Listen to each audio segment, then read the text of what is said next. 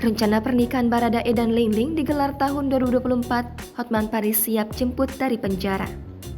Rencana pernikahan Baradae dan tunangannya Lingling kembali disorot pasca majelis hakim memvonis 1,5 tahun penjara.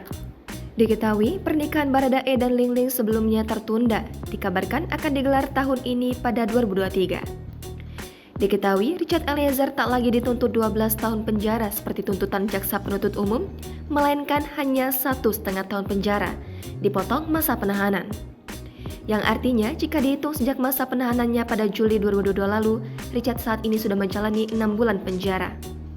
Lantas, apakah Richard Eliezer akan menikahi tunangannya Lingling seusai menghirup udara bebas pada tahun 2024 mendatang? Ibunda Baradae mengatakan jika acara pernikahan Richard akan dilangsungkan setelah keluar dari penjara.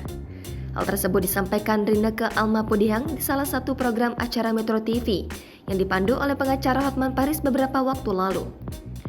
Mendengar itu, Hotman lantas belak-belakan mengaku siap membiayai pernikahan tersebut usai Richard bebas dari masa hukumannya. Bahkan, Hotman Paris pun menyarankan untuk tempat pernikahan Baradae dan Lingling. Kemudian, salah satu yang diduga bintang tamu dalam program yang dipandu Hotman Paris itu sontak mengatakan yang bayarin Hotman Paris. Kita jemput dari penjara pas hari itu, ya nggak apa-apa, aku yang bayarin, jelas Hotman.